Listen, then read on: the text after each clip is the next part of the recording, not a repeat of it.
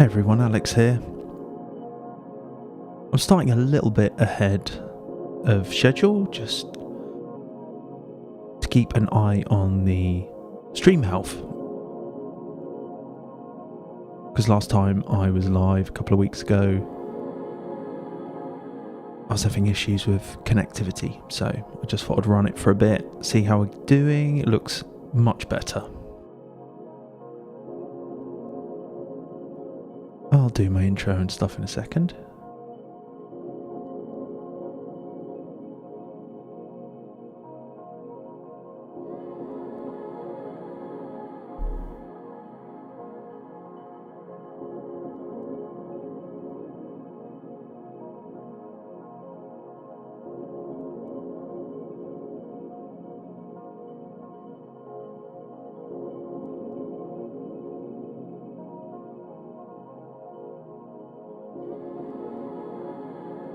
Okay, there's a few people on now. Looks good. I was pranging out about it last time. There's nothing to throw the vibe than when the stream health is poor and we're getting dropouts and stuff like that. Buffering. Ned Rush! First in the chat. How are we doing? Good to see you. Hello everyone, and welcome back to another music production live stream with me, Human Synthetics. I hope you are well. Half term last week, so I took it off, took a week off. Got loads of music stuff done actually, in and around, family time and stuff, which was nice.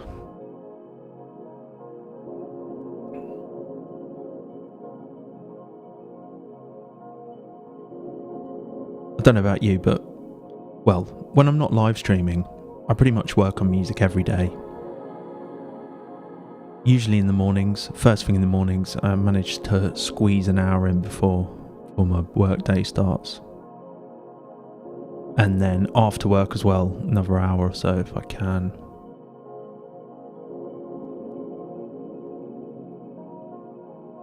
So even though I'm not streaming every day, I'm working on tunes every day. And that's what I do here.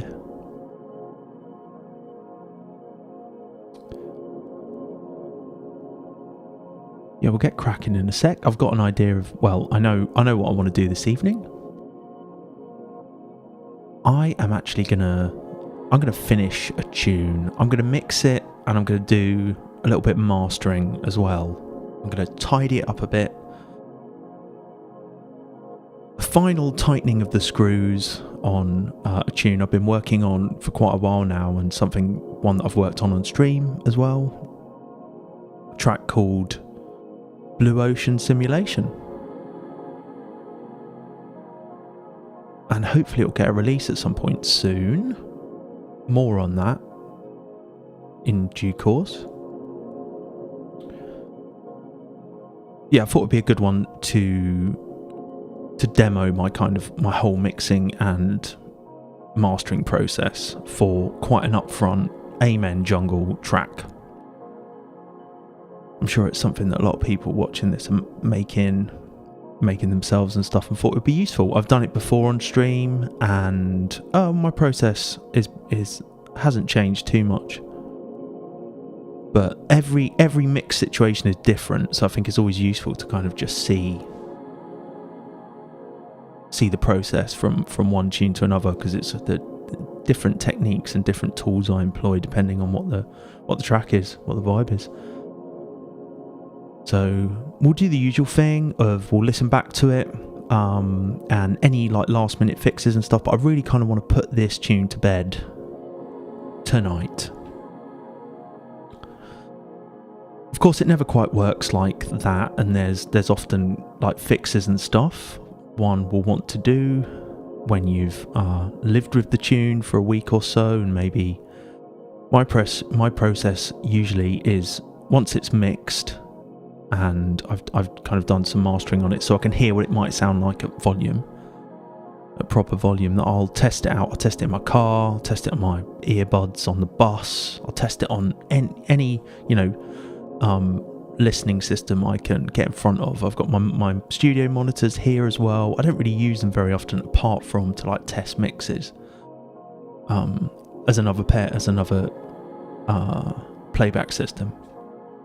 And then if possible I'll listen to it on a club system. So that kind of like feedback across systems is something that I really rely on, because I trust my headphones, but it's many feedback points from many different systems that all feed into the production process earlier on, and then the mix as well. Hey, Distant Lands. Usually I over-egg it, I overdo it, and I have to come back and kind of like take things down a bit. So that's something I'm kind of like trying to just incorporate into my process earlier on, is knowing that I'll probably try and push things a bit too much, and when enough is enough. And just benchmarking that against other tunes that I like the sound of, like, and not necessarily direct referencing, but maybe playing them back to back in the car together or something, or playing them back to back on my monitors, and okay, what does this Paradox tune sound like, or what does this Fracture tune sound like through my speakers, and how does my mix compare with it? Not directly, not A-Bing it, but just, you know, in my memory.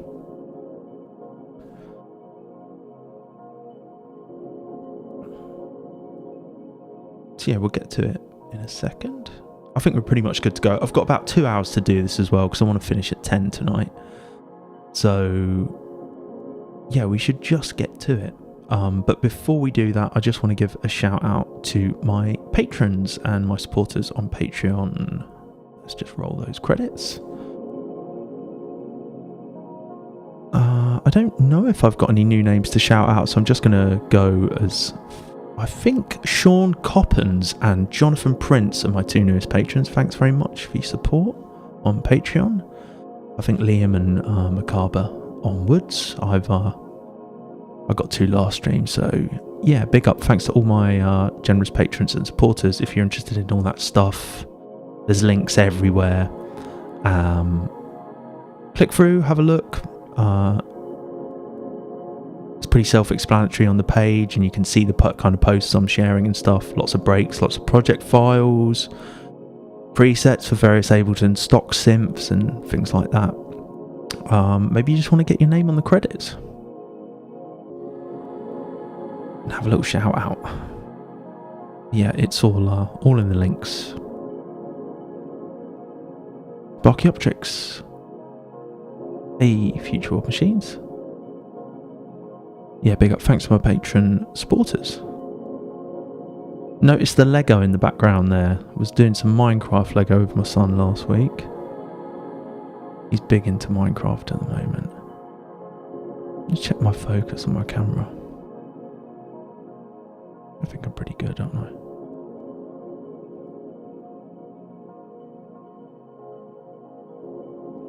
That's alright.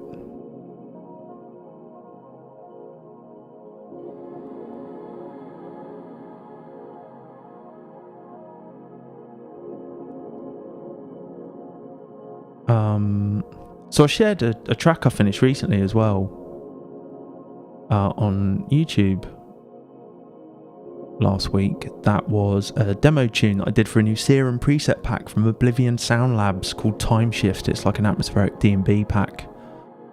And that was really fun. That's kind of... It was really refreshing and gratifying to kind of start something with a bit of a brief in mind and finish it within about 10 days. I did a few ideas, I sketched a few ideas, and then I kind of pushed this one final one on that became Inner Worlds. That's what the tune is called. And I don't know, just like the whole, just actually getting something out really quickly and not overthinking it really helped build momentum for everything else. And I've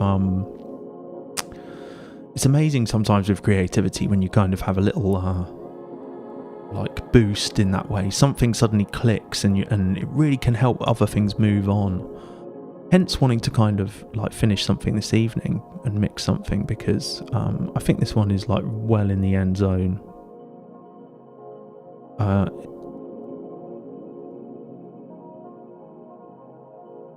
This one's called Blue Ocean Simulation. We'll jump to it in a sec. I keep a note of like the last time I worked on it on my Trello board. So yeah.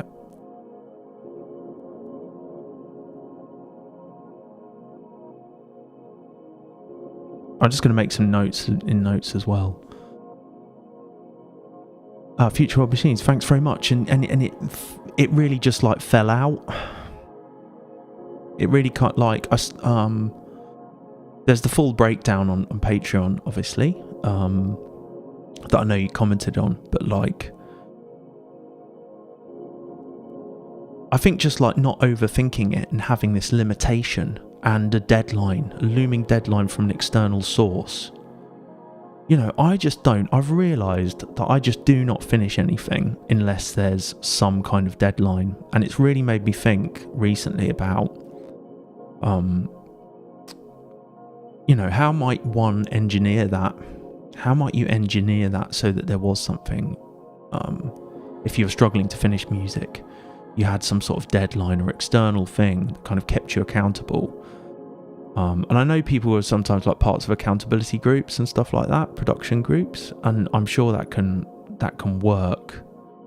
But sometimes things become like routine, or you know they're coming up, and I think we as humans we always have a tendency to just like sink to the lowest common denominator. How like something in your field of view every day just becomes like a post-it note. You just don't notice it after a couple of days, even if it's like, oh, I must call my nan or something. But you just ignore it after a while, and like, but you know, some way you can have these like fresh deadlines all the time, or which is possibly why labels are a good thing, you know.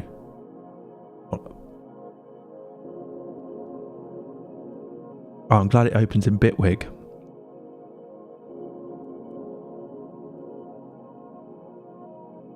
Yeah, so I think having that,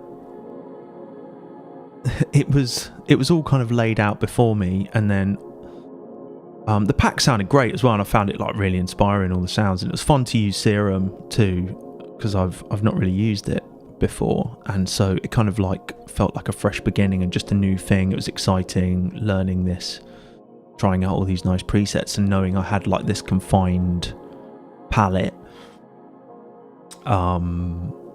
And I was grateful for all the breaks that I have in my library that I've worked on before. Beefed it up a bit, beefed up the breaks a little bit with like snapback and some, you know, where I'm at in my kind of, where I'm at with chopping breaks.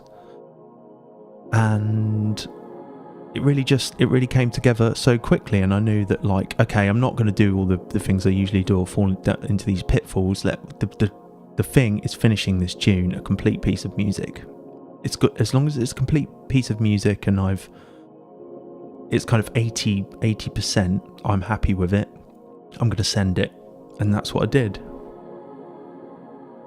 And yeah, I just do not get anything finished unless someone's like, do you want to release this, or do you want to put this on something, or have you got any tunes you want to release, or and I think that's just like human nature, really. And someone who is really good at doing that is Arcologies, who's consistently putting out great music just on YouTube. And I'd like to do more of that. I think that's great.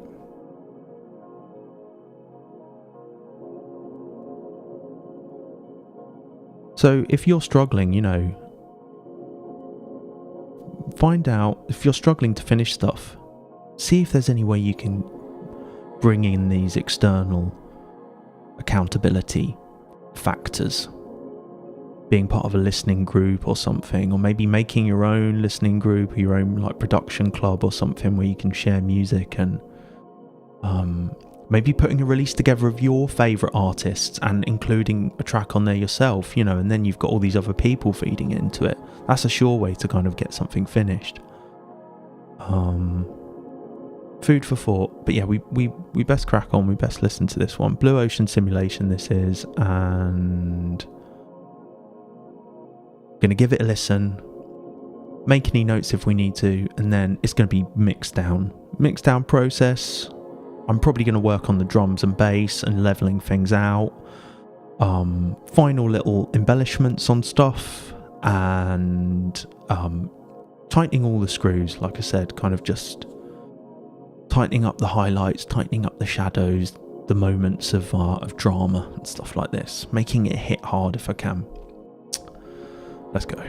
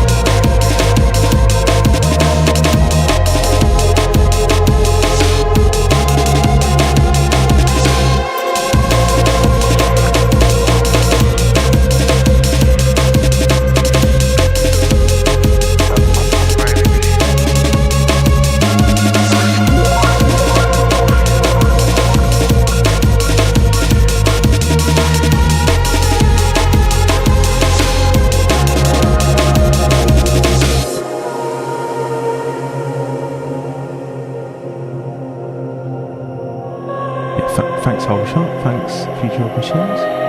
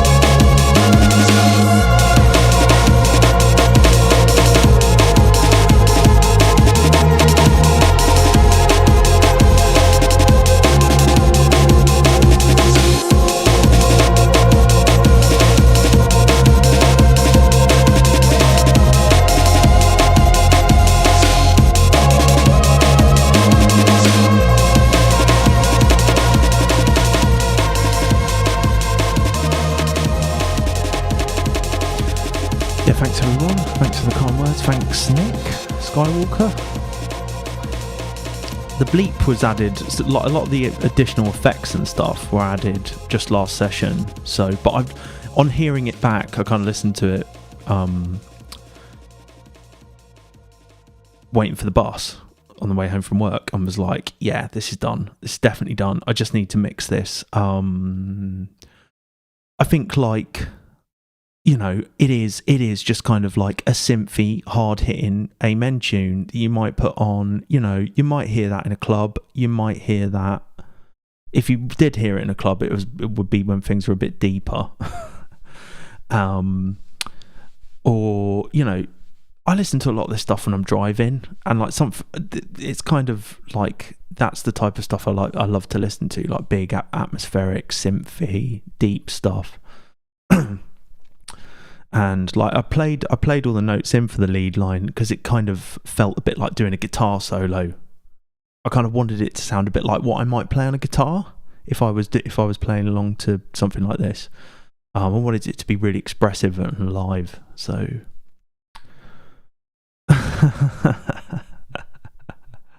whole shot, man. Yeah, me too. Yeah. Okay. So let's jump into it, and I'll talk through the notes I've made there as well. But I think we're on with this one. Blue Ocean Simulation. So this is actually, how many sessions have I done on this?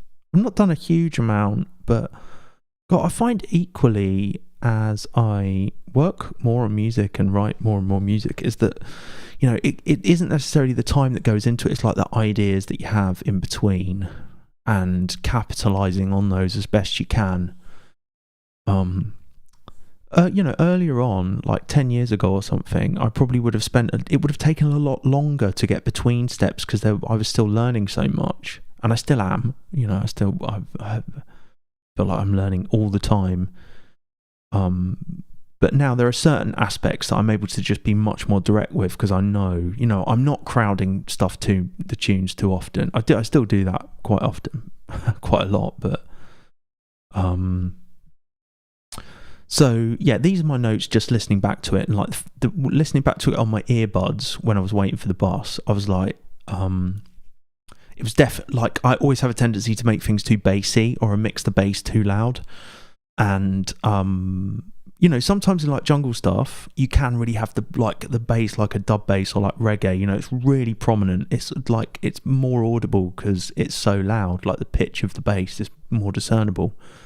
But then there's also a lot of D&B and jungle and stuff where the bass is just nicely balanced with everything else, with like the kick. And there is a kick in this. There's quite a big kick on that amen because it's been layered up. So it's going to be about balancing that with the low end of the Reese and not making it too like all engrossing. And with amens as well, like I find that, like, you know, they're really tearing, and when you've got them like right throughout a tune, just making them like balancing the harshness, the natural tearing quality of the amen with everything else, and with all those synth parts and stuff. I want it to sound smooth but gritty. That doesn't really make any sense, but I think you probably know what I mean. Okay, so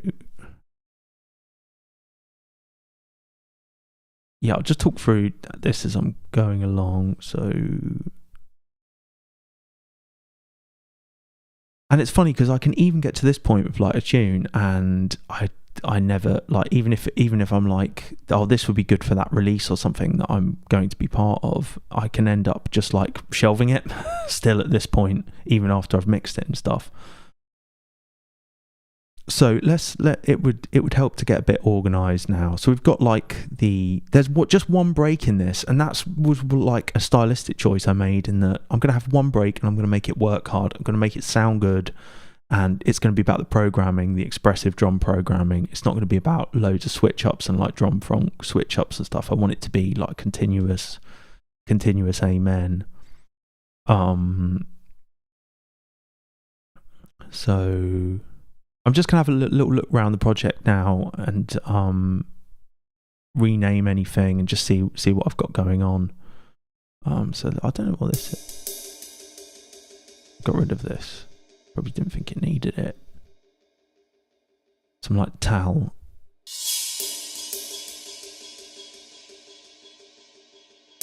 I don't really want to be adding stuff in at this point.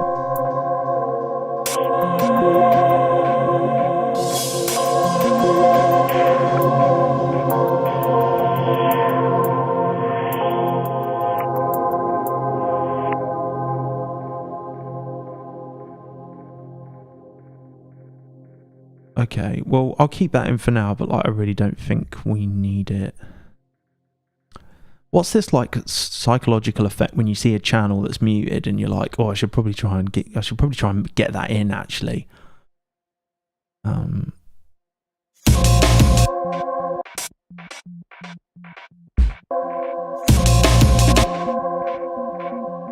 Strange how you get like the way the mind works when you're doing stuff like this. Okay. I probably will turn off any mastering I've got on it because I have done some mastering to it already. We'll come back to that. And one thing I've found, like with experience, and I should say about my mixing acumen, is that like it's all from experience and just like testing and reading about stuff and trying to learn as I go. I've got to be careful my APC doesn't like reset things, which it has a tendency to do. I'm just going to go through, recycle through, undo stuff. Yeah, so everything is just learned from experience. Listening to stuff, playing it out of clubs, hearing it in club situations, hearing DJs mix, hearing on radio shows, just lived experience and trying to listen and learn from mixes and tunes that I really admire. Sometimes I pull them into Ableton, have a look through the spectrum analyzer at where the levels are and stuff. I've produced a mix things which have had been released for other people, so I guess you could say I do have some experience, but it's all constant learning. So yeah, I'm going to unplug this APC. It doesn't keep glitching out. Right. And what I was going to say is that like I've learned that like the tune can almost be finished, right? And that you can still want to change things, but it's probably a good time to start mixing it if that's the way you work. I know some people like to mix as they go, which I definitely do, but I always like to tighten it all up and blend it and bring it all together for a final like pass on everything. So yeah. Even if you're not sure if it's finished or not, it's probably a good time to start like mixing things down, leveling stuff out. Okay, so I've got turn the mastering off. We'll just turn any like additional processing off this, and I'm just going to work from like the loudest section.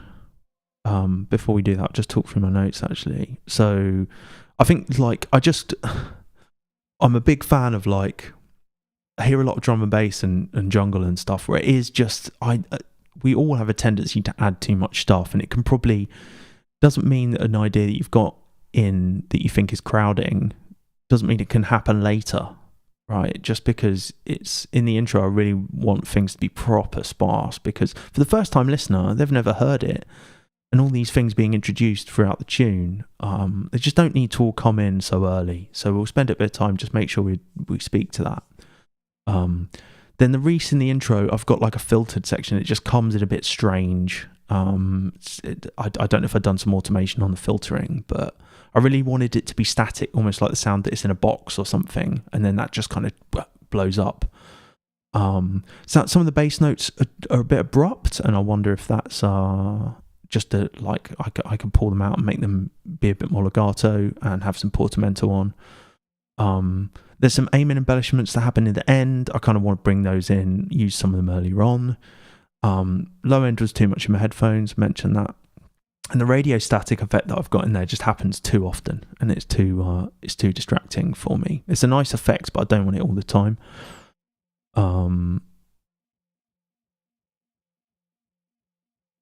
ADG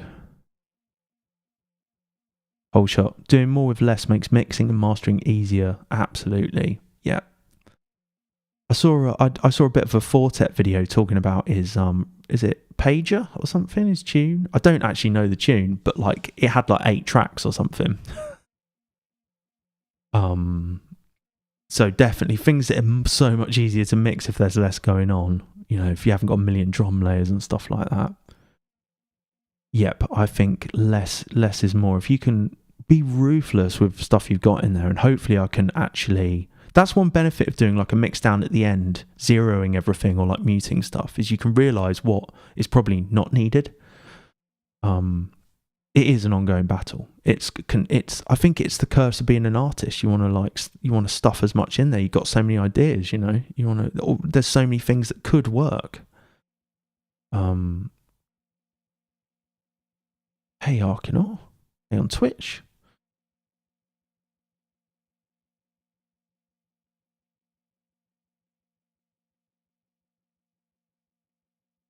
Yeah, no.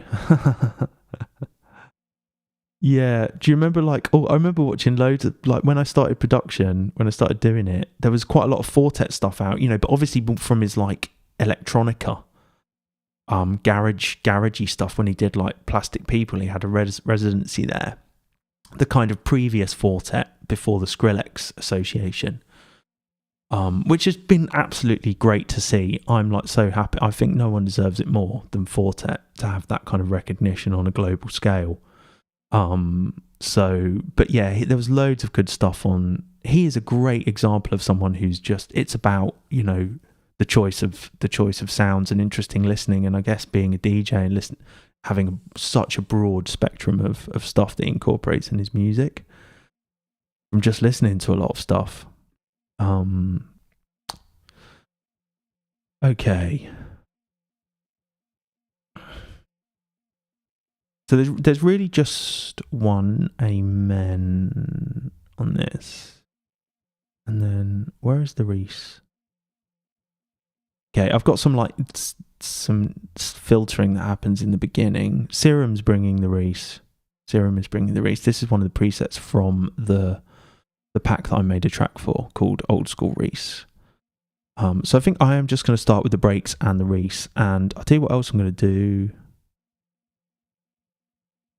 I'm going to turn all the sends off, turn all the return channels off. Turn the mastering off. Okay. So this is like an intro effect that I've done here. We should bring that up here. Okay, we've got like the main amen. Yeah, there is only one amen, so we'll just make it capitals. We've got a little reverse symbol here. We've got some percussion, lots of percussion and effects, and I've probably grouped it so it's just easier to look at. We've got a breakdown bass. We've got the kind of mid pads idea, the emotional pads. We've got the lead sound, which was just analog, going into raw and erosion. Now, Nick Skywalker said he liked that little effect, the little ARP, and that was something I made for my Make Your Own Ambient Jungle live set, just with Operator, I think. I've got latency on playback, it's quite annoying.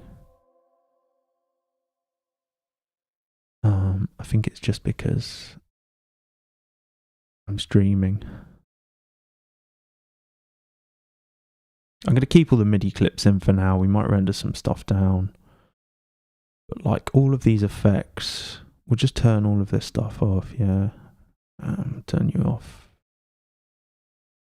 Turn all the percussion off. I used to like render everything that was MIDI to audio, and occasionally I still do that. I'm sure that I know I've seen stuff where people are like, here's why you should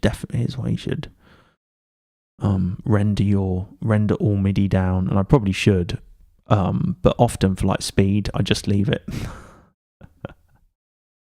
And I still want to do some stuff in the Amen yet, so I'm not gonna render that down yet. Okay, so like I'm thinking a bit about levels here, because like I really want like the kick drum and the bass to be the loudest thing. I want them to be triggering the final like limiting or compression or whatever. So it's all going to be based around the breaks really, and the kick drum volume. So I'm going to start with the breaks.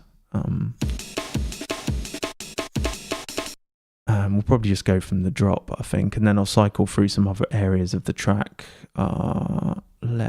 If I just loop from this second section, because there's more stuff coming in, maybe here.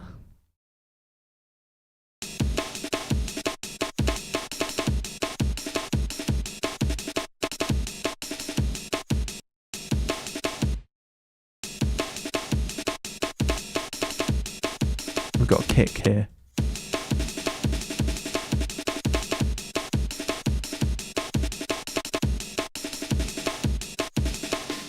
I'm sure that's a bit quiet for you. Let's bring it up.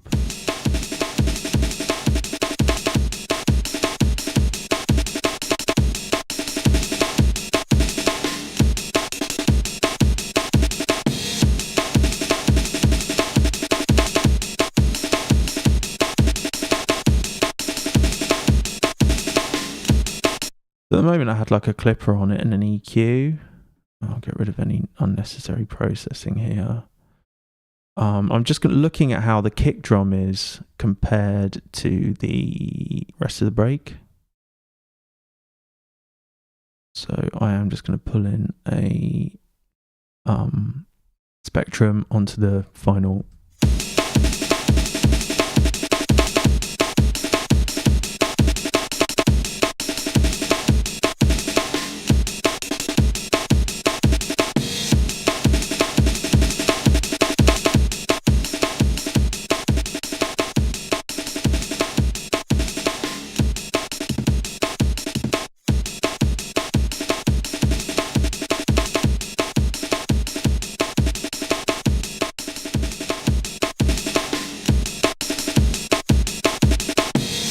So I'm looking for things to the RMS to be about -18, okay, and I'm just gonna get. I want to keep an eye on how the kick, the layered stuff, is in comparison to everything else. But I think it sounds okay.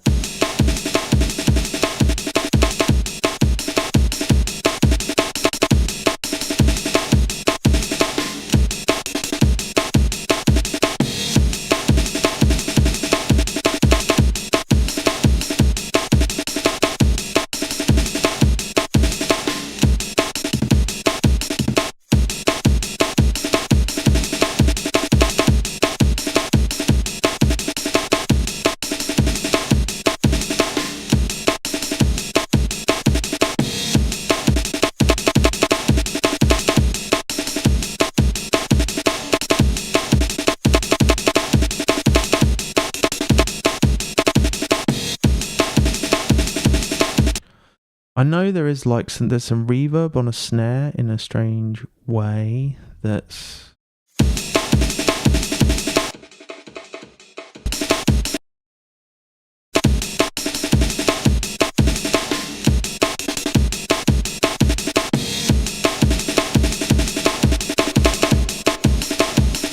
so it's going to the snare on its own. The snare slice is going to a Valhalla room that's quite big, and I kind of like what it's doing.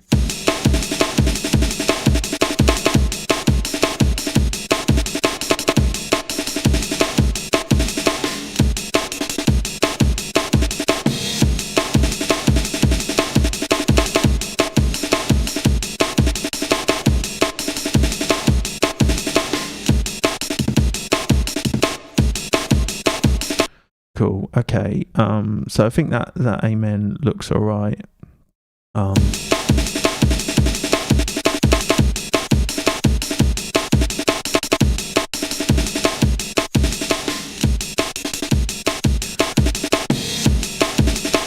If I was going to do anything, I might pull the mids down a bit.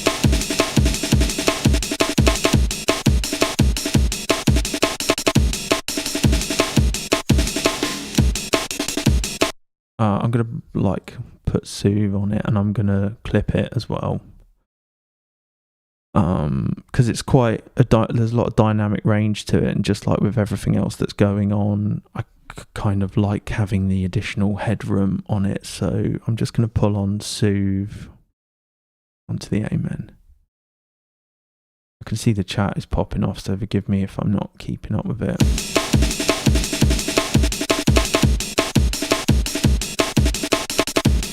So you can hear it like tamed it a bit.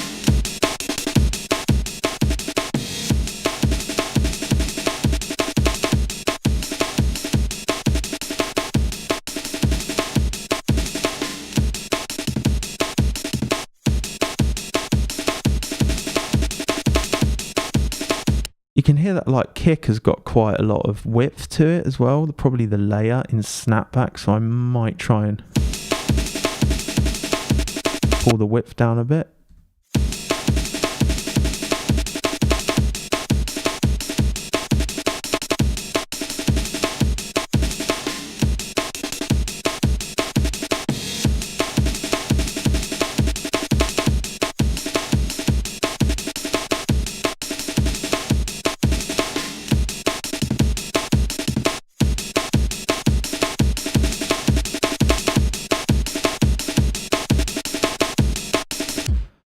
So I'm big into this GM audio clipper at the moment, which is like it's a great clipper. And something like the Amen that's got like a lot of dynamic range between like the peak volume and the RMS. And in a tune like this where I want it to sound kind of quite modern and up front and not too, I want it to sound like powerful with pressure. So I'm going to just reduce the dynamic range a bit using the clipper rather than like a limiter or a compressor, because I find it's a bit, you can just get a more transparent volume boost and reduction in dynamic range without like any distortion.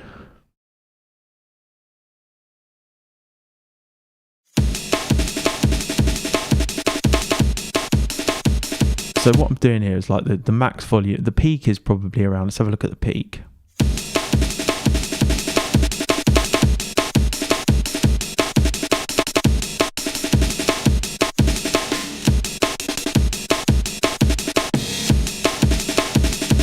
Like -3 we could say.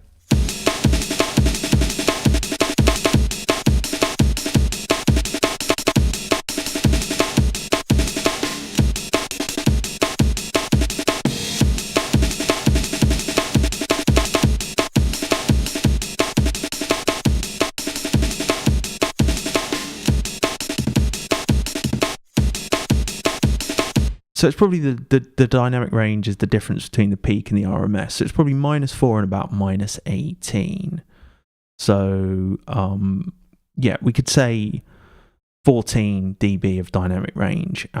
With clipping, and this is something I saw on the actual GM audio clipper, like the guy who made it was, you can do about 7 dB of gain reduction with a clipper before there's kind of any audible distortion or like a change in the sound, and we should be able to pull the dynamic range down quite a bit, so we've got more headroom overall.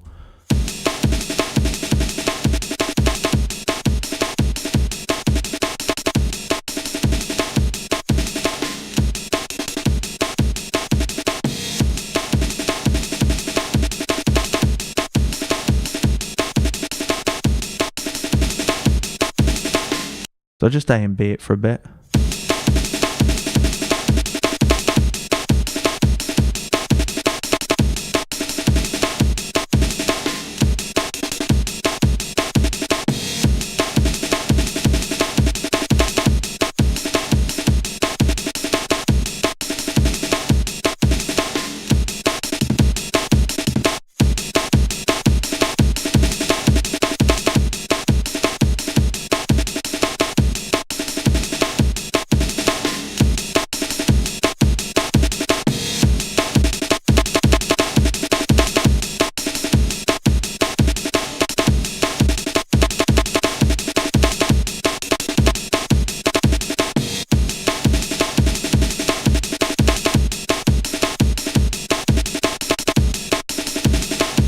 Okay, I think that sounds pretty tight. That's certainly good enough to go on, and you can see the kind of headroom, the additional headroom that you're saving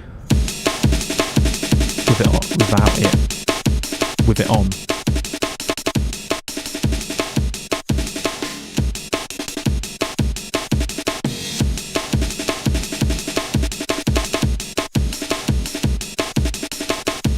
I don't know, might not seem like much, but like definitely I have problems with like amens just triggering limiting and stuff because of like of how like the snare on it, particularly we've got loads of snares going like like triggering all the time, like snare rushes.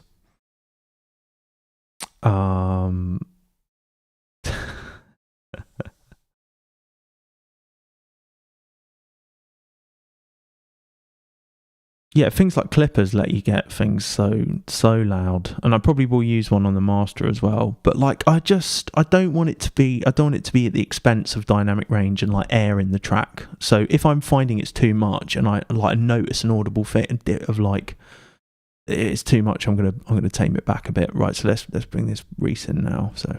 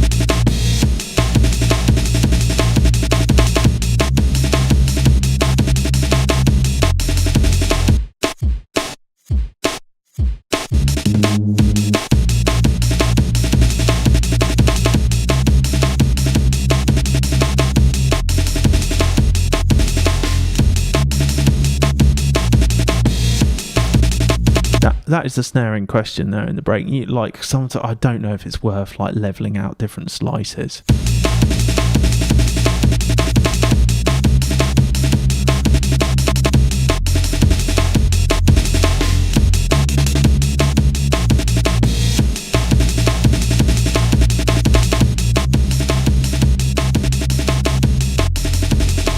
So I'm just going to do some like one thing I've got into recently is like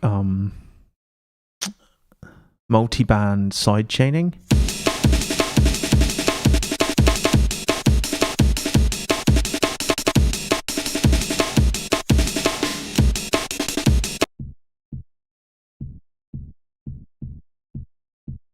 Although really I want it from the snapback kick. I don't know if I can actually get that in the side chaining on this.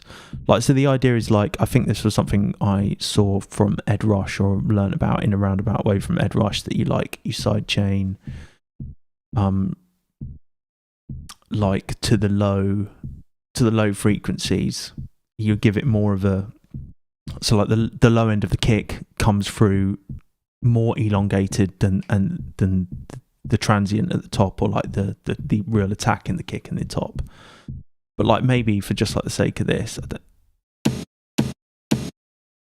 that's what's triggering it, you see. It'd be nice if it had a bit of it.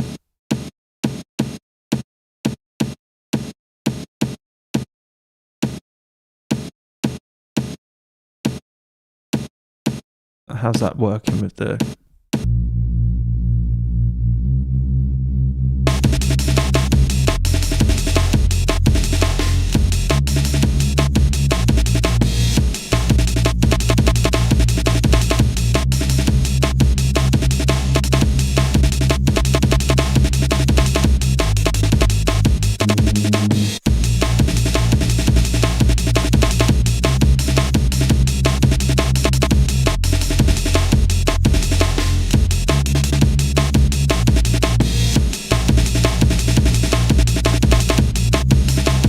Yeah, it's probably not a good place to learn about like or to do mixing is on YouTube.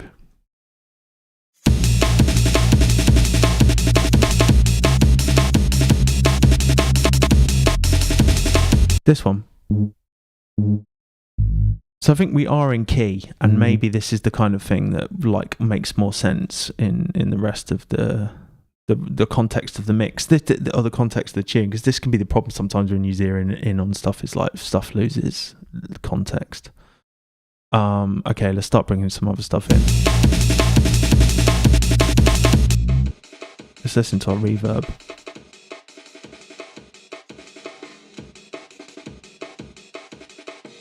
I wonder if the Reese has got any. Yeah, it has. Oh, not that one.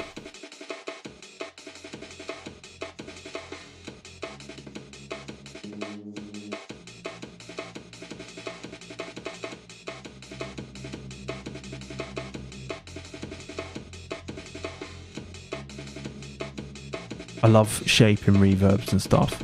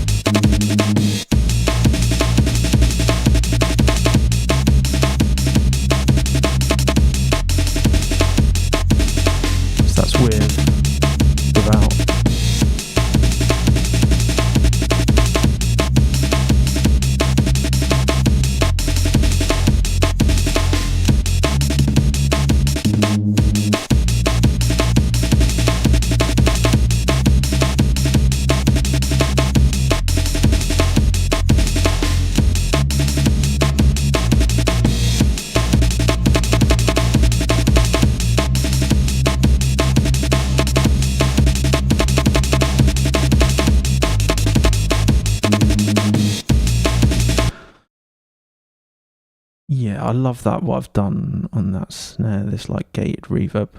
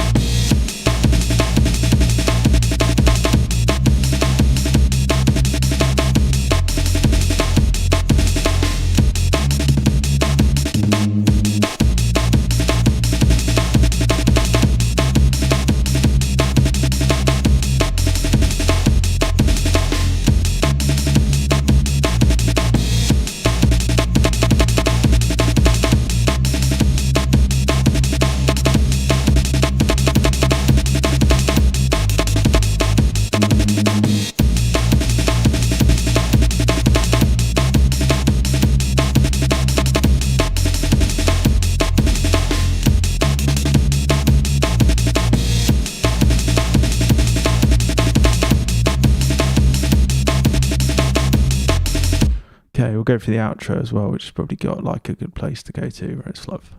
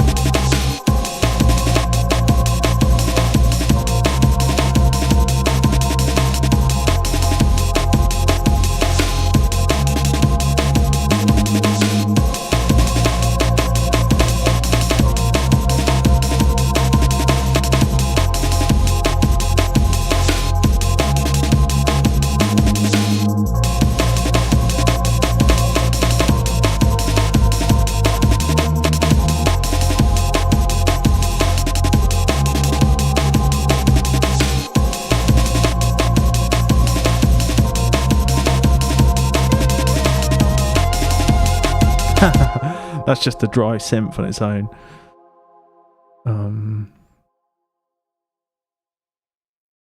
Oh, thanks. Cheers, chat. Thanks very much.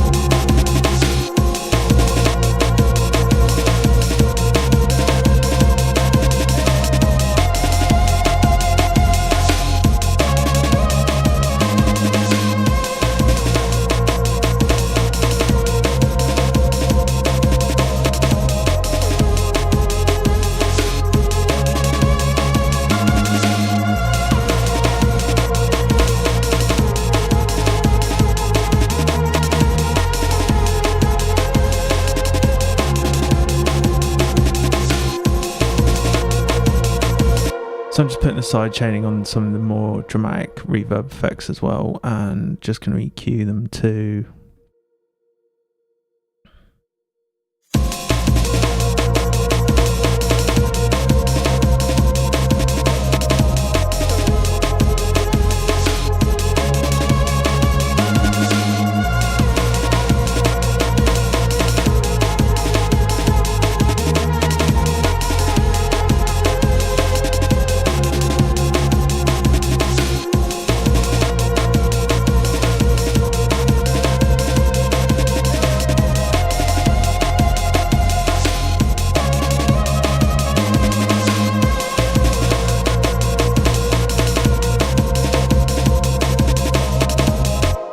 So I'm going to put some like slight motion on the pads as well. I wonder if it's got it in the synth itself, like a bit of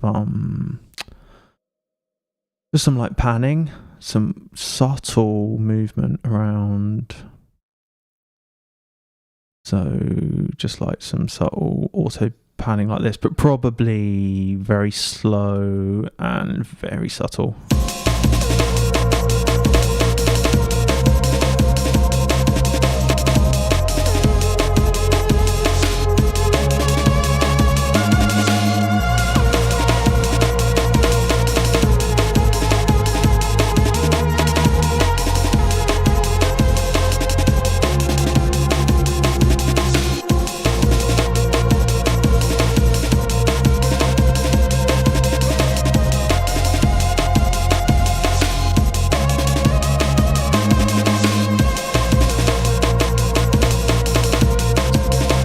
So this is on the lead.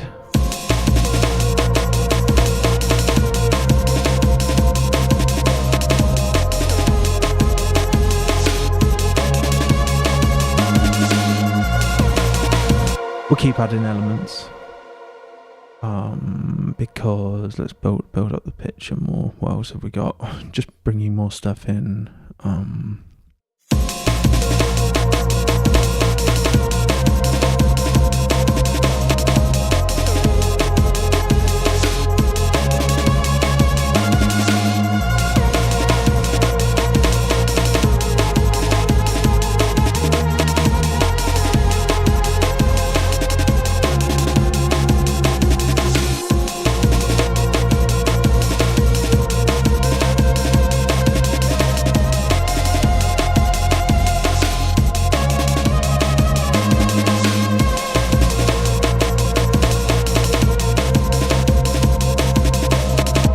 And that's when you realise you probably don't need much more stuff.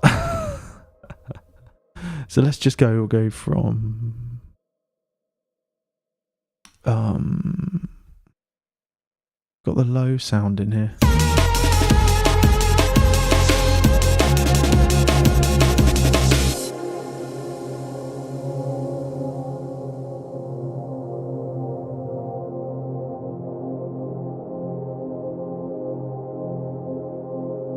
Don't bring that in again after that. Where's the additional percussion we've got here? We've got stuff here.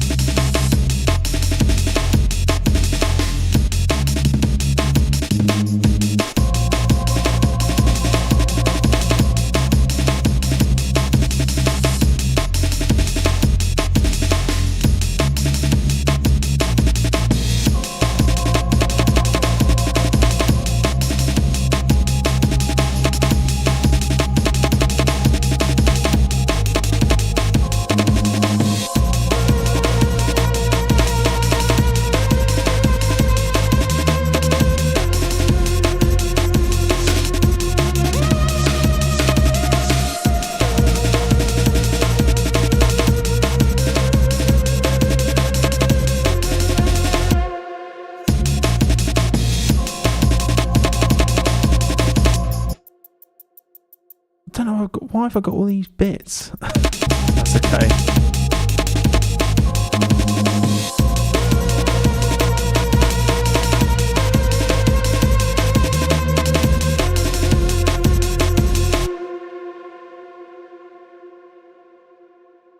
Timu Max version of Soothe, what's that like? Yeah, Soothe is just I particularly like for stuff that's like Ableton Stock synths and stuff. I find it really soothes the sound, but retains the texture and like the grit.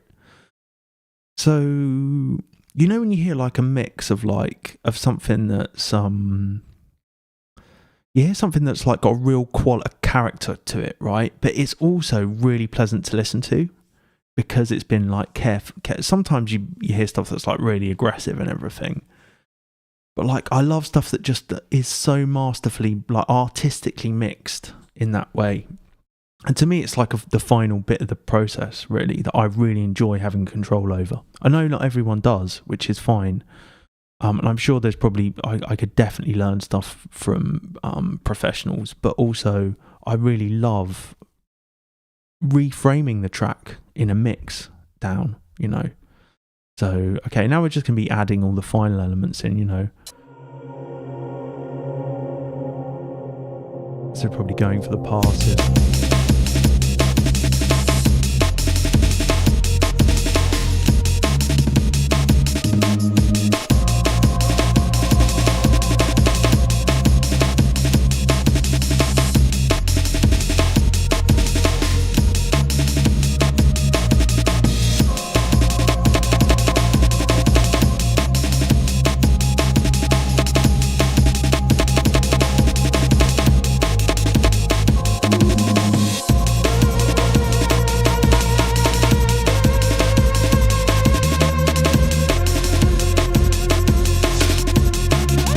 I spent a lot of time just moving around the set, like slowly tuning volumes to stuff, you know.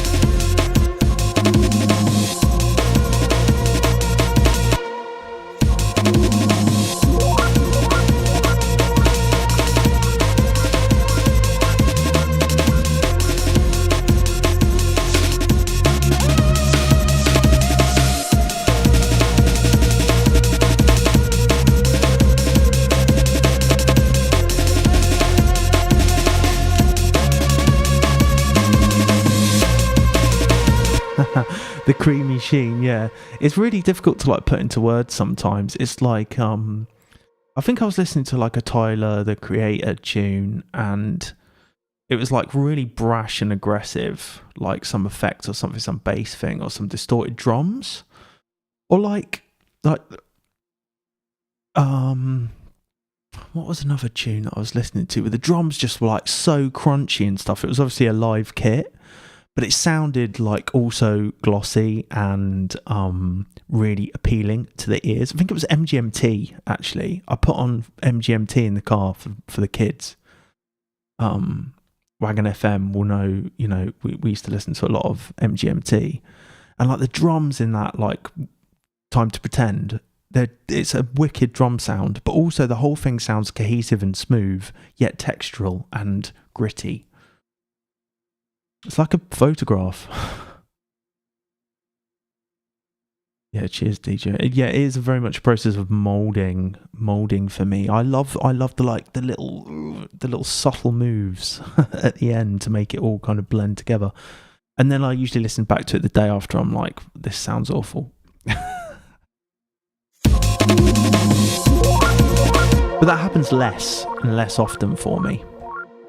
And I do like some sounds that just pop out like that. It's probably fine. So we've got all these, like, let's add these things in, shall we?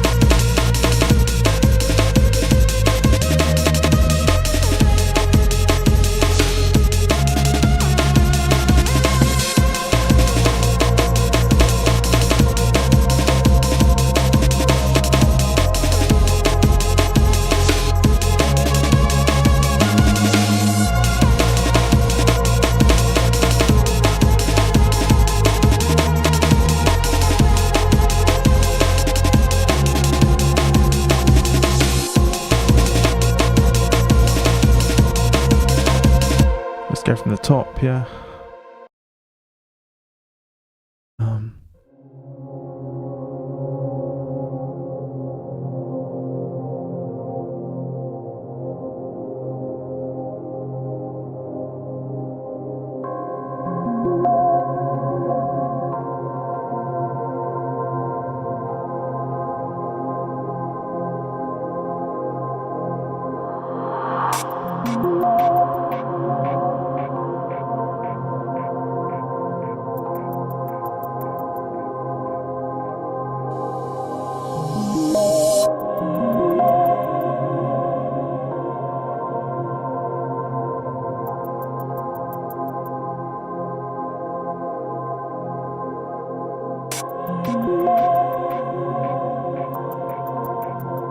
That here.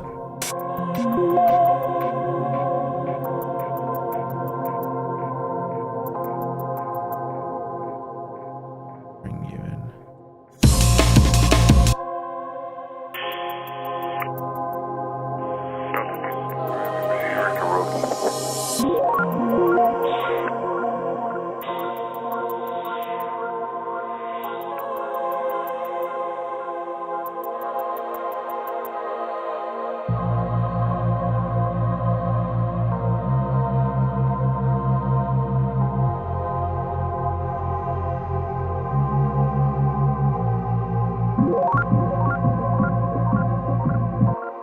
There's like some filtering on this intro section, and I think it is just like it's filter freak and it's just static.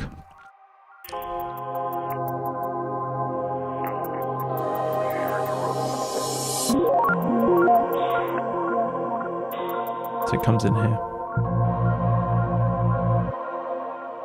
But it almost needs like a slight bit of just like volume automation to fade it in.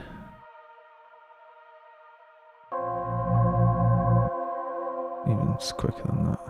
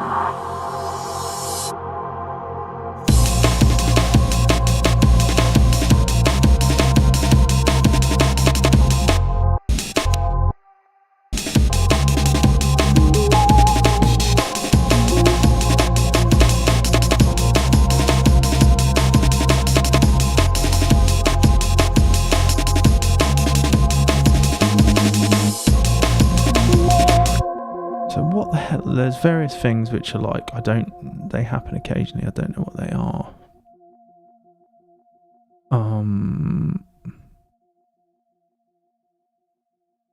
Oh, Wagon FM, big up, thanks very much. Yeah, Lunaris is really sick. I love it for pads and atmospheres. It's like my go-to now. And maybe Serum will be as well. But so you see, I'm looking for like I've got some random sounds just occasionally. Oh, okay, it's this.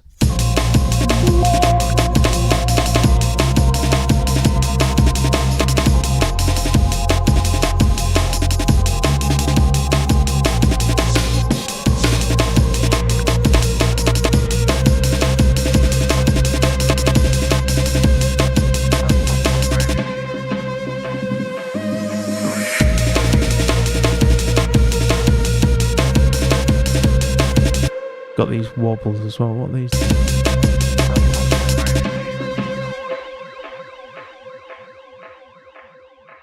think they happen in the intro.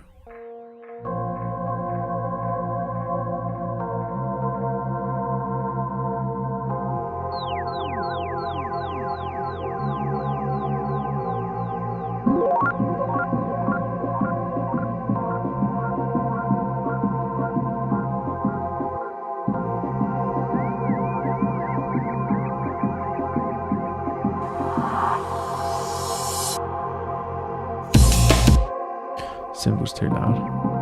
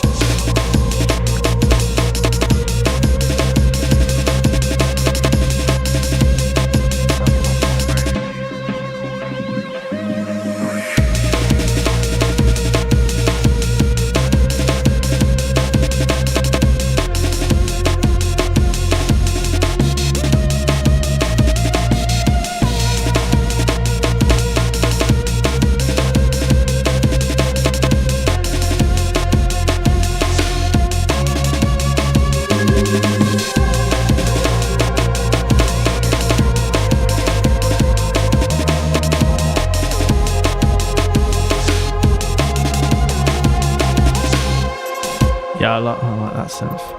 Yeah.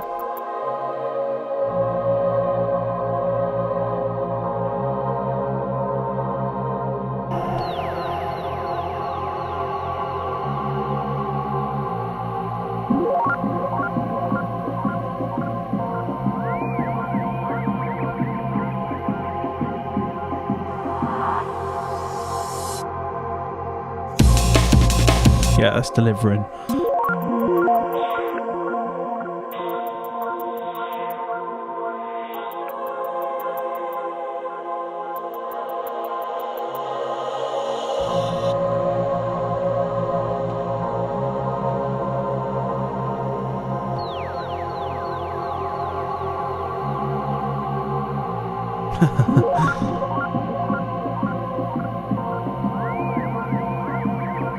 I like this, but sound this.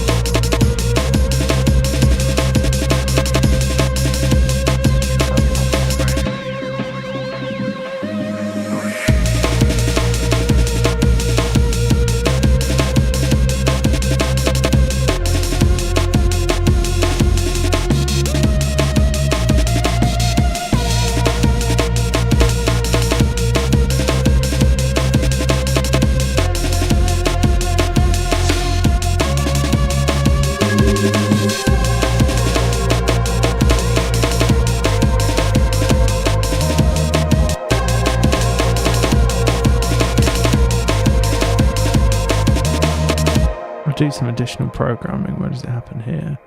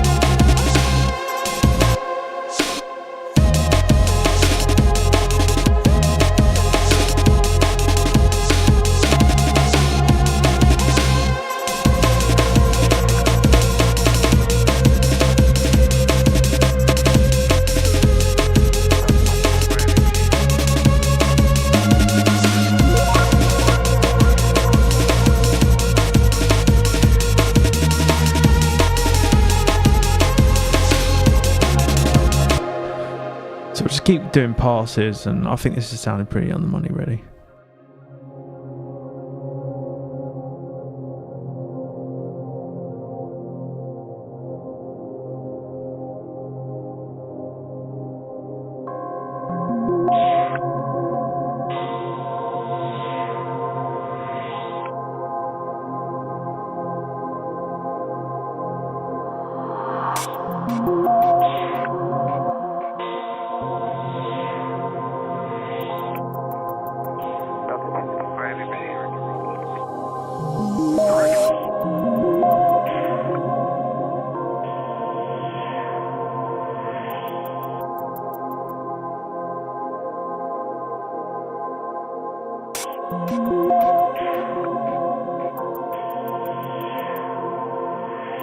Just doing some automation here to bring.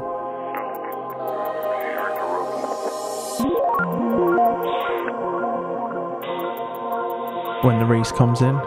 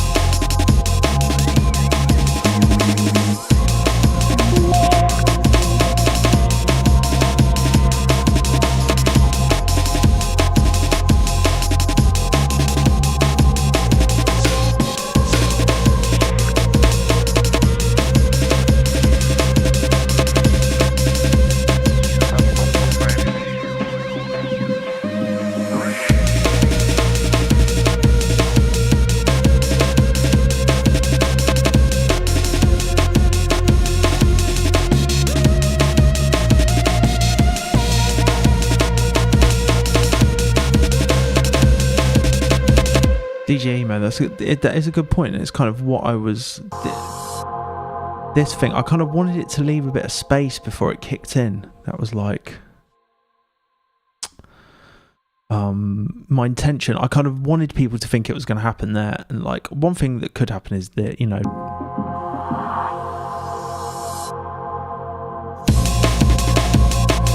But it's kind of got like... It's kind of providing the atmosphere that goes over the drop. And I think even just getting rid of that silly hi-hat that was, I don't want this. There was a hi-hat here for some reason. I just want to check the radio static.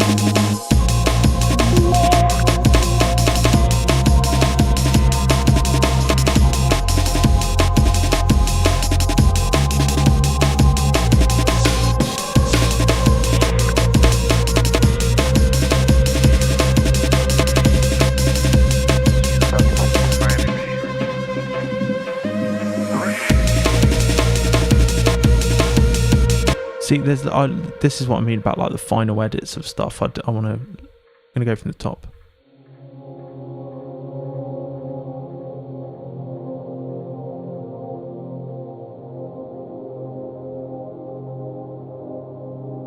Thanks, TJ. Man, no, it's really good, really great to hear. I really appreciate everyone's like input. Please feel free to add comments and like it's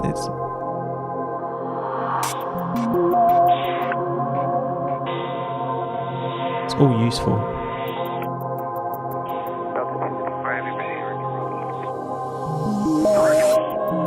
So what I want...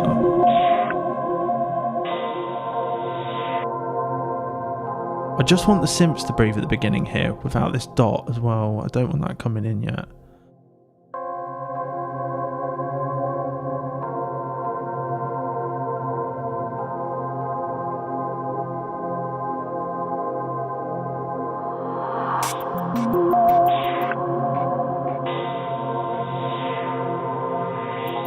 I want to save this.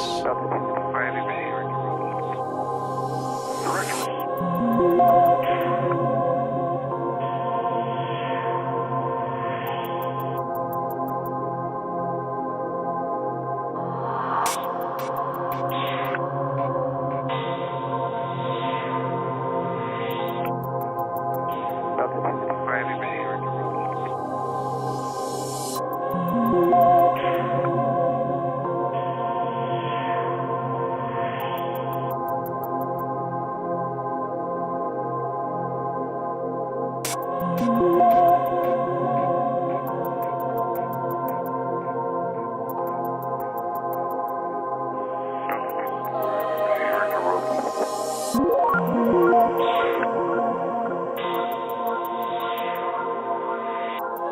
want it to drop away here, you know what I mean?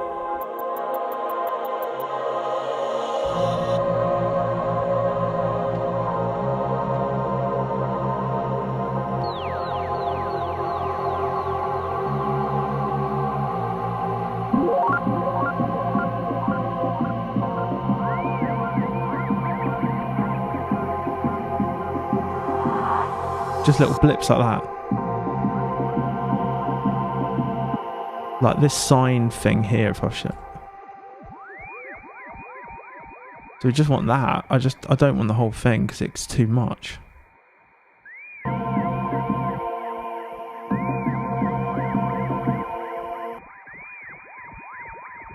Yeah, I want that.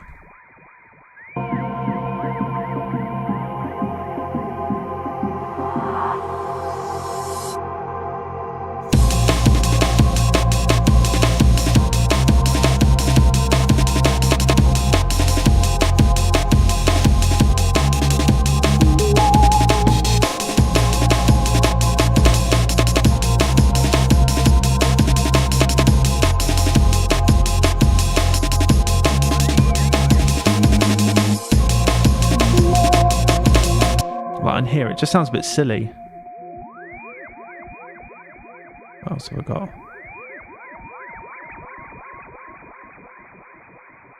Even like that. Let's try that, shall we?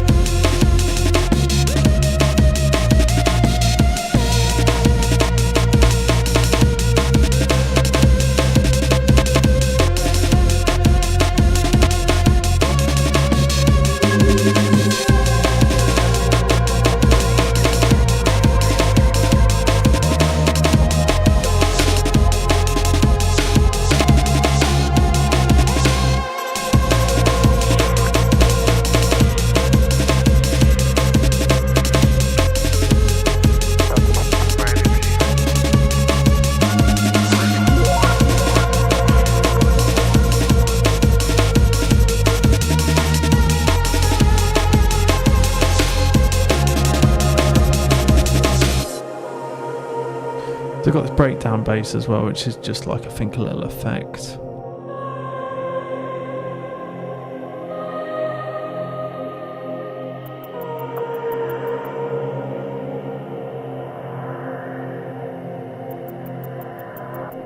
So I don't like the vocals here.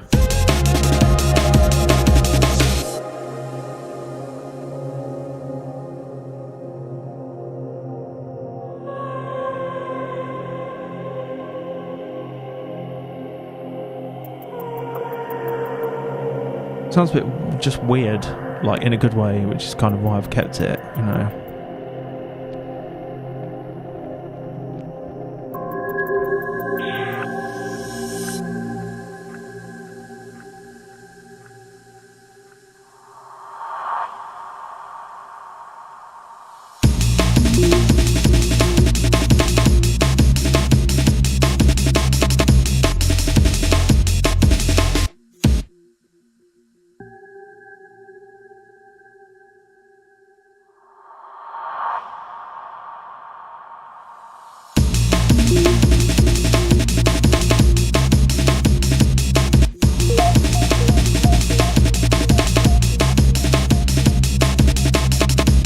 Go from that again.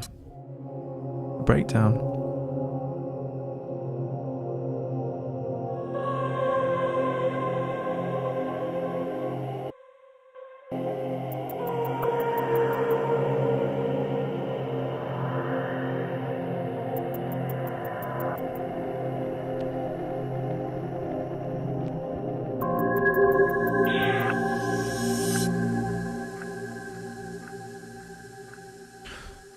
So this, I'm going to turn this down for this because I don't want any, like, I want less delay for this section.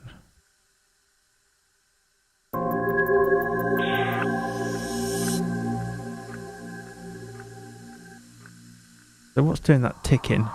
That's what I'm like.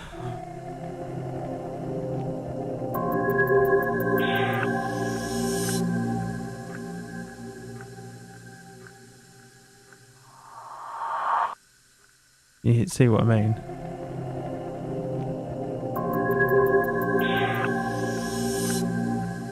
I know what it is. This bloody radio sound. It's this. Is it that? Don't want that. That's too much.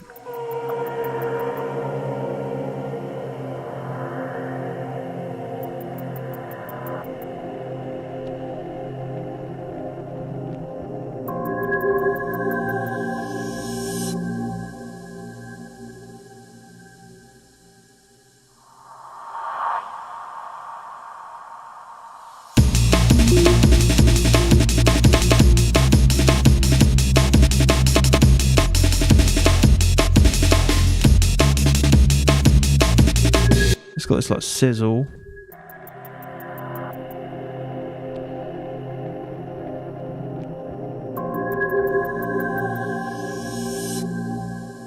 You can hear the sizzle there.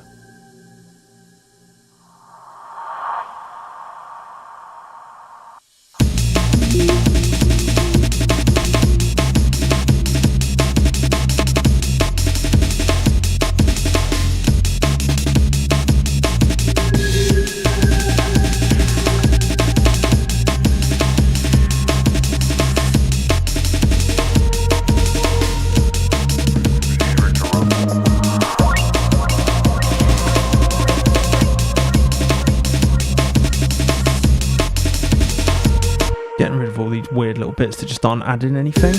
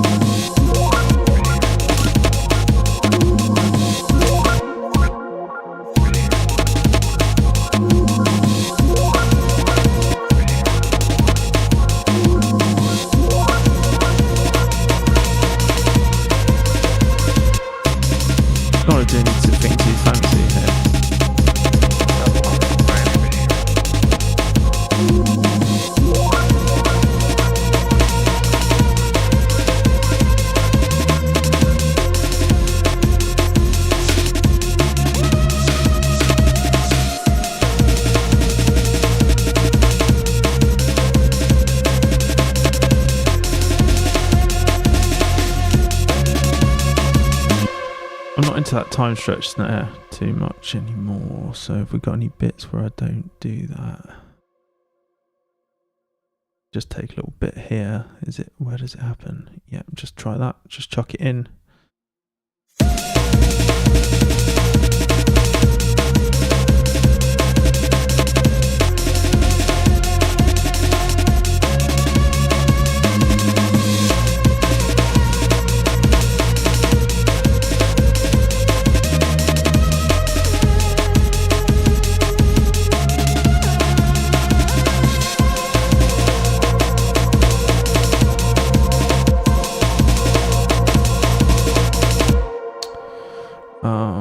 I could probably, just looking at the time, I'm probably going to try and like tie it all up now. But I'm much happier with that. We could probably do some more of these little blips, couldn't we? You just randomly put that here, something.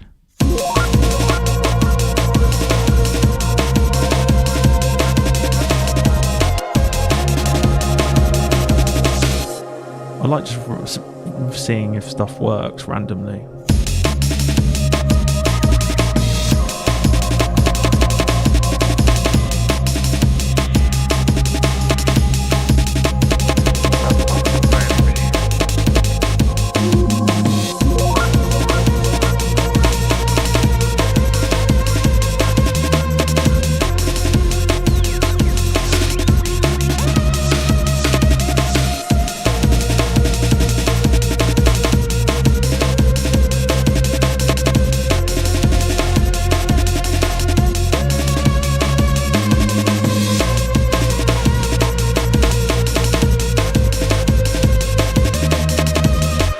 going to jump to the mastering now, and I have got a bit of a mastering chain on here already. But given the time, we're going to start from scratch. So the first thing I want to do is like I'm just looking at the gain everything's running at. And there's a nice easy fade out at the end, which I was like, this needs a fade out. I don't want to have like this needs to sound like it's going to go on forever. Do you know what I mean? In a good way. But I'm looking at like the RMS on the master. I'm probably just going to bring it all down a bit, so I've got lots of headroom. To like -18.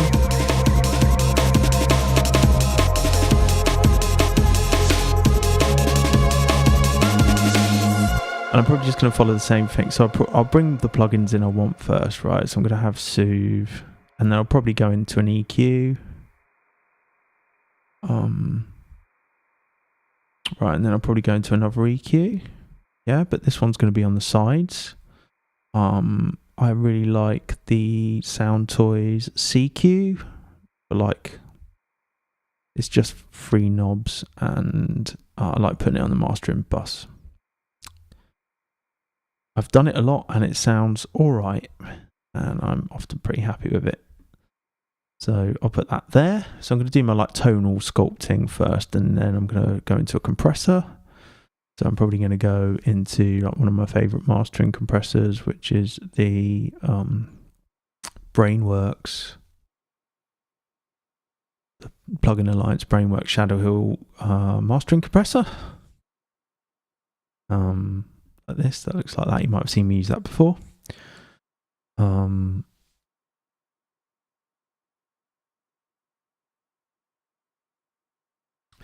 DJMO, it could, you know, this could be when one has listened to it a few times. Do you know what I mean? You're like hearing additional elements. So I think I certainly did for like a long time. No, I think these are all good suggestions, and it's like definitely good for. There's always the temptation, I think, and it's kind of knowing when to say it's probably okay for now.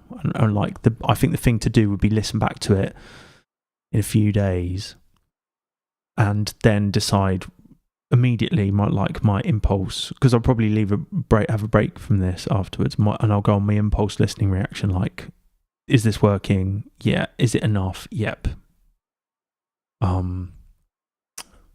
And if I'm hearing that repeatedly, like it's got to have that thing at this point, then I would add it in. But I'd probably think we could would be cool for now. So I definitely want I've got like 25 minutes to do this, which is fine. So we can certainly have a good run of it. But yeah, you know, there's always the temptation you could add a touch more. And like if you leave it a bit, like I find because the danger is it can never stop, isn't it? You're like, oh, just one more thing and just one more thing. As good to shout as it is. So I'll turn these things off, yeah. Leave it on. And then I probably will have a clipper before a couple of just Ableton limiters. One thing that I would like actually to get this year is like a better limiter. Ableton's is great, but like I just want something that's a bit more pro, like not pro quality, but like I don't know, like something like the Fab Filter limiter. Okay, and then I'll probably clip it before it goes into the limiter. But again, just like, you know, when you listen to some stuff and you're like, wow, that's what I want. That's what you want from a mix, isn't it? You don't want like, you want, wow. It's like good design. You don't want, yeah, it's okay. I mean, sometimes it's fine for it to just work, but you want to listen back to it and it just sounds great. It sounds great in the car, sounds great on your monitors, it sounds great in your earbuds. It sounds great on the alarm clock. On your phone, I should say, really. But like, okay, so we'll just go from this loudest bit and just we can just watch what I do. I might switch out the decapitated light saturation for another Plugin Alliance plugin called Black Box. The Black Box distortion. Let's go. So I'm going to drive it into Soothe first and just like be a bit judicious with the Soothe.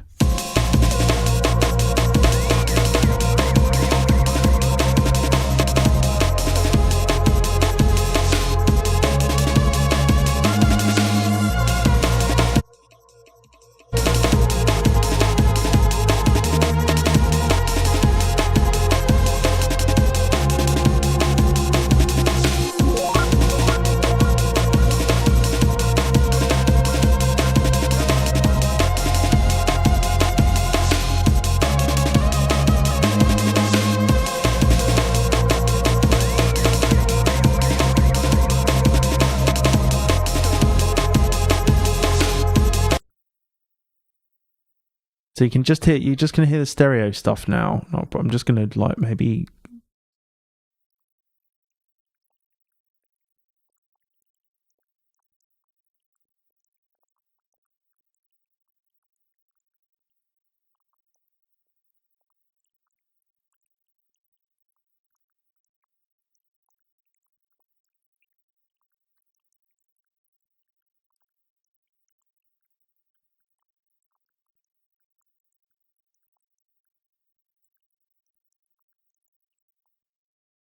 I wonder why am I hearing the hi-hats?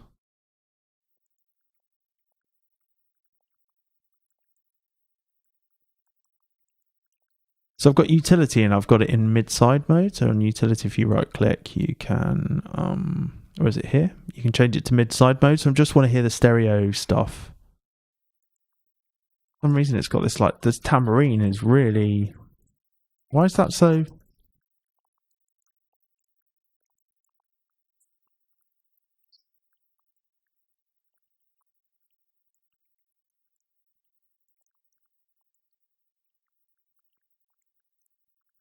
You know what I mean?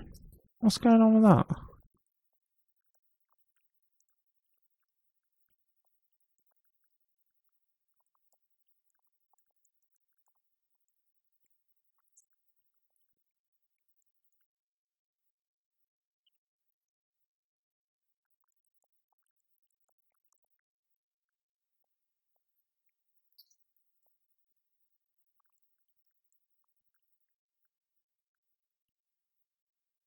That's better.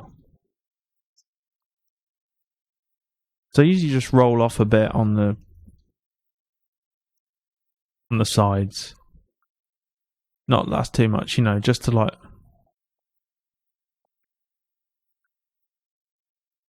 And actually, in this utility, I'm going to mono the bass. You know,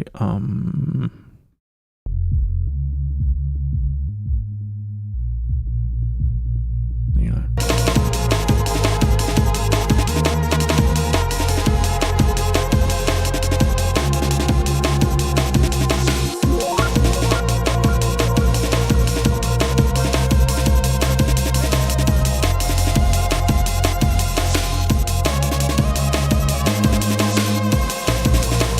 So I usually just boost the high a touch, cut the mid a touch, and leave the bass where it is.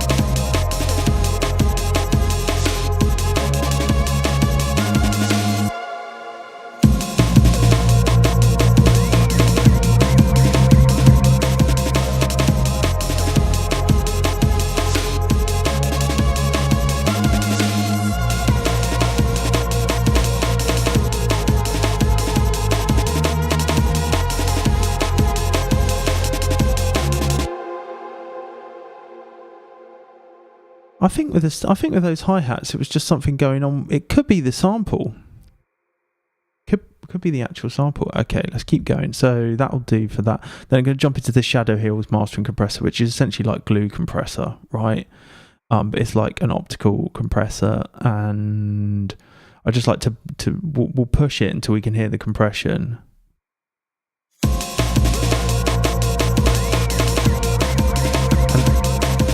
I'm just going to turn things down a bit so you can see like the gain reduction. You'll hear it. I'm going to sidechain it as well so like not too much of the sub comes through. You can hear it like distorting there. You know, that's probably fine about there. Maybe push it a bit more. Bring it back a bit, yeah. And now I'm just going to compensate the gain. You know, it's shaved a bit of gain off.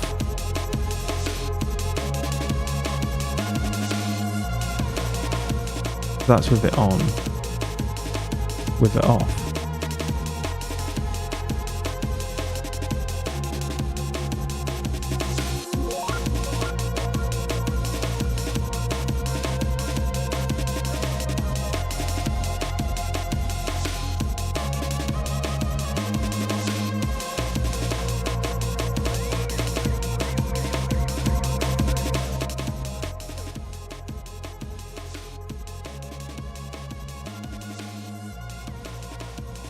I find it like adds a lot of cohesion and brings out the drums a bit more, like brings out the low end like rhythm with the rest of the stuff, because it's kind of like, I think optical compressors have a just set attack and release.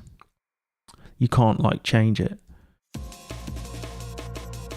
Try gluing the optical, then the VCA. Nice.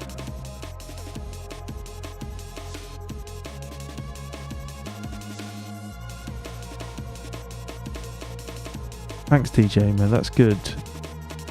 So, like, what would a VCA compressor be like? Something... That's probably too much gain reduction, so I would definitely, like, just blend the mix in.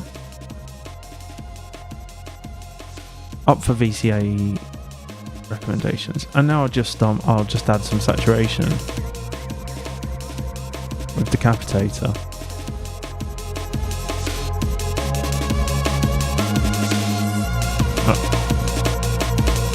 Thank you.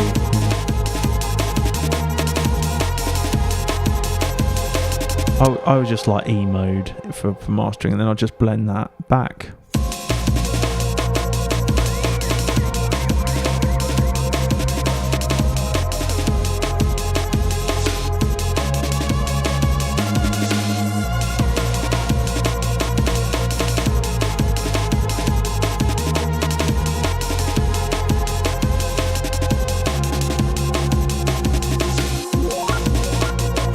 So something like this, like the glue, I guess, is VCA with the attack and release.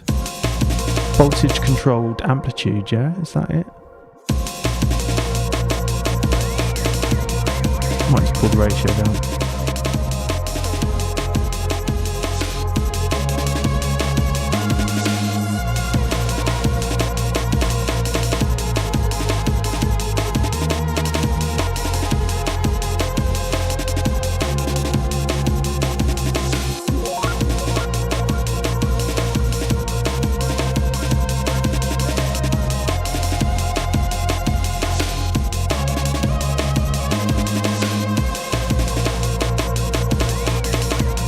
FET, yeah, FET compressor. Fixed something time, isn't it? Fixed no, you're right. FET is the optical is sensor, like it uses a light sensor, doesn't it? FET is, yeah, and there's discrete, and so discrete is I see, yeah, that's why they've got it, right? That's why they got it.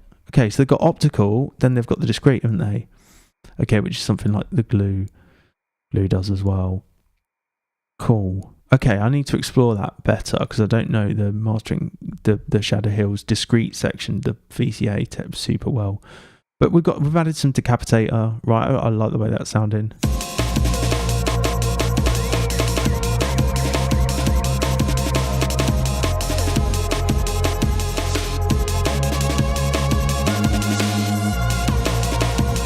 Sounds alright in mono, you know. Hey Derek. Right, now I'm just gonna I'm gonna pull down the dynamic range a bit and run it into the clipper, yeah? Let's have a look what we're peaking at.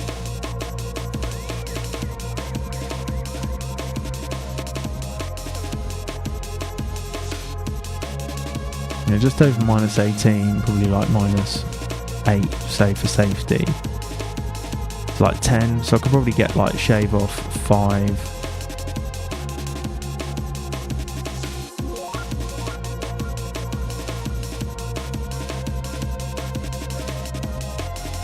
But that's probably,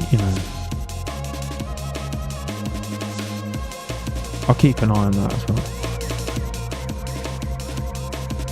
And now I'm just going to boost into add the volume. I have to keep an eye like so it's not too loud, so it don't blow your ears. But you see, we're running into that limiter with like barely any gain reduction yet. There's some.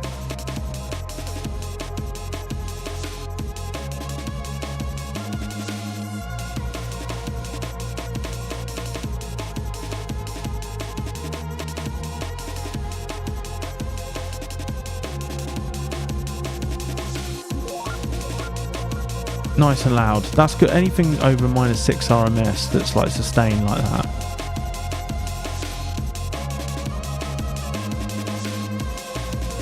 With kind of that amount of gain reduction is probably okay.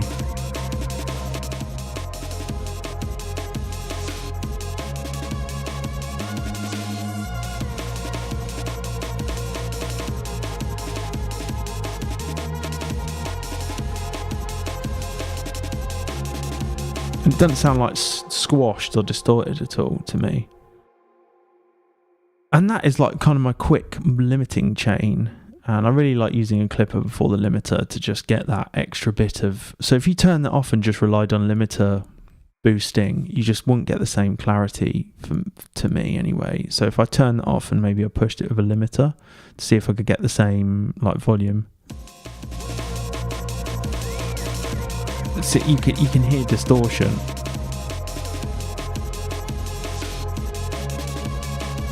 You can hear that, can't you? And the gain reduction is so much more intense.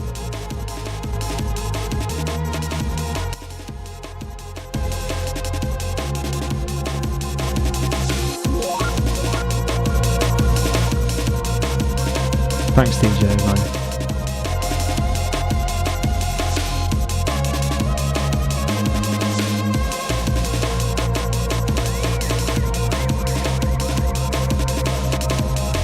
Yeah, glad we got fans of the GM Audio Clipper. I really like how lightweight it is.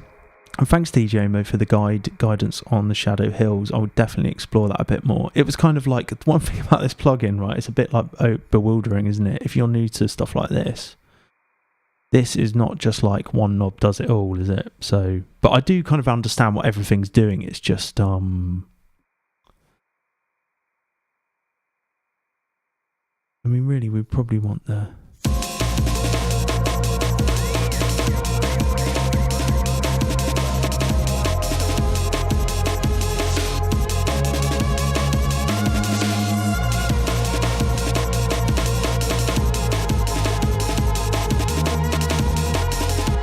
That's a good shout on the Docker, because I'm in the market for like... Oh, I tell you one thing I want though is like a MIDI triggered sidechain.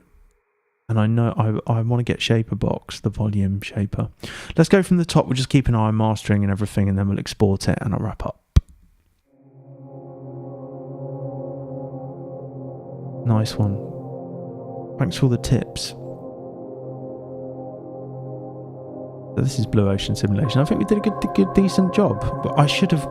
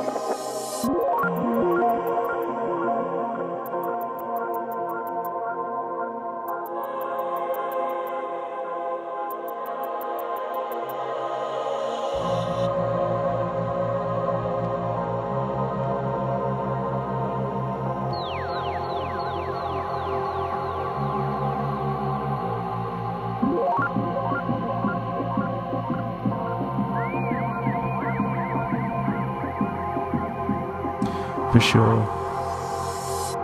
There we go.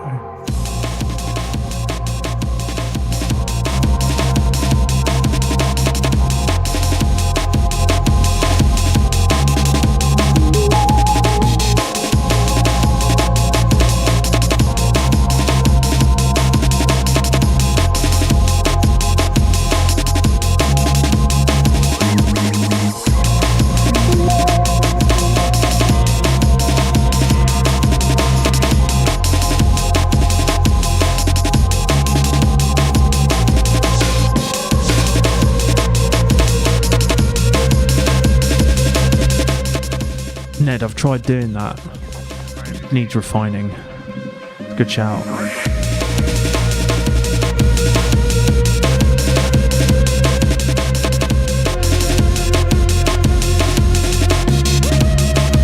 I love those fills.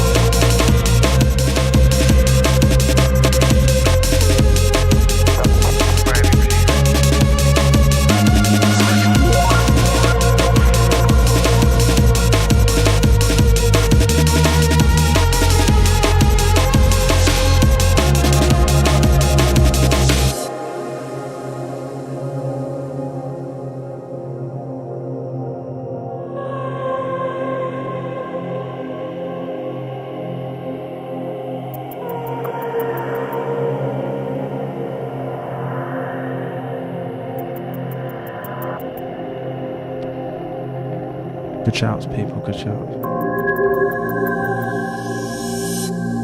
Thanks, Derek. Yeah. It's just analog.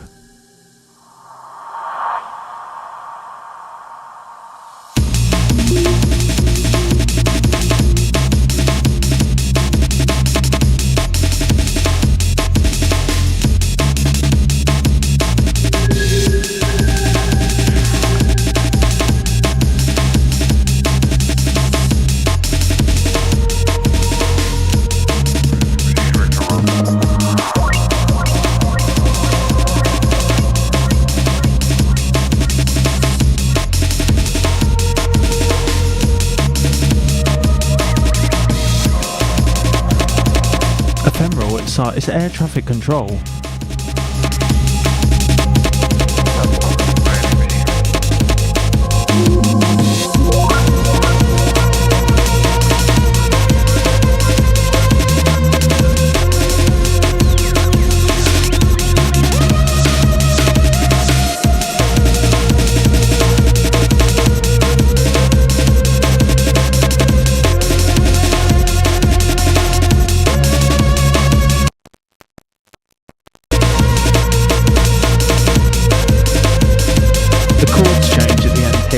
Which is like a bit of a trick I do. That the extra emotion.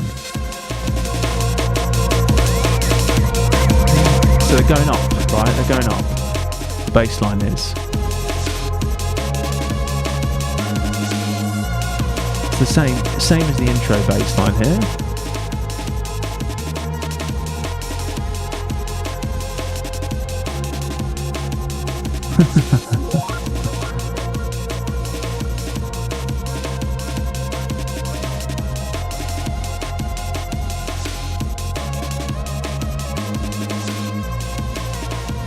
And then it changes.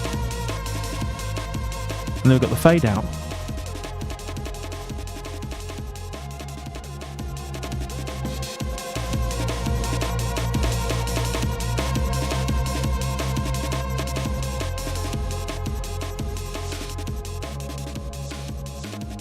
It was the only thing to do, the fade out at the end. Cool, so I think I'm going to wrap up there. I think that was a brilliant session, wasn't it? We achieved what we set out to do. Ephemeral, yeah, it actually came from, like, if you Google air traffic control recordings, I think you can, there's just a website that does like MP3s of them, and you can just download them, and it's great for like radio static. And there's also like loads of online like frequency, like radio sites. You can just like scan through radio FM signals and stuff, and it can make for great like air traffic control or like texture. I think it's like air traffic control. Yeah, it's called air trans. No, that's not right. Air traffic control recordings. Yeah, this is it. liveatc.net, and it's just got loads and loads of like of recordings, and you can just download them and then it'll just play back. Is this it? I'm going to do a flyover and see if you can tell me if it's down or not, please. What's that spot for, Mike? Roger, we're watching.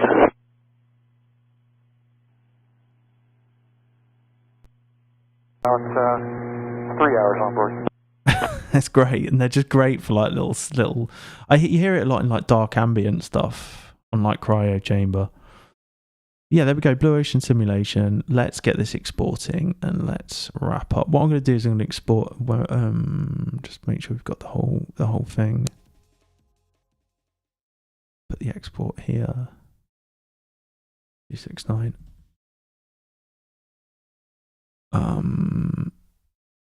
But that felt like the key now. I'll be listening back to it and listen back to it tomorrow. I usually listen to it on my way to work, just on my little earbuds. And if it's decent on that, I've won. Chances are it won't be, and there'll be stuff to amend. It'll be too bassy, it'll be too distorted, it'll be too harsh. I would have yada yada yada. Some sound jumps out. There'll be amends. But this track is done, and now it's just a case of like the sculptural parts at the end. For export, I'm having WAV on 24-bit depth, PAL 1 diver. I'm going to encode the MP3 to, and I'm going to put it up to 269, and then now we export it. Goes in my release, and I'll test it across a bunch of systems, unless there's something that's really jumping out now that I'm like, I need to fix it. Yeah, like a little bit of delay and stuff on some radio static samples, and you've just got immediate texture. All right, cool. Well, I think I'm gonna wrap up now. Thanks everyone for being contributing so much in the chat, and for enjoying the tune. And I will be on next week for more music. Next week, Wednesday, 8 PM UK time. Yeah, that was Blue Ocean Simulation. It's probably going to take a while to export, so I'm just going to wrap up. I usually play out, but yeah, peace out, everyone. Thanks very much to my patrons. Yeah, thank you all for being in the chat this evening and watching. Ciao, DJ Mo. Yeah, I hope you get some time to make music in between now and next week. And I will catch you round. Thanks all. Good night.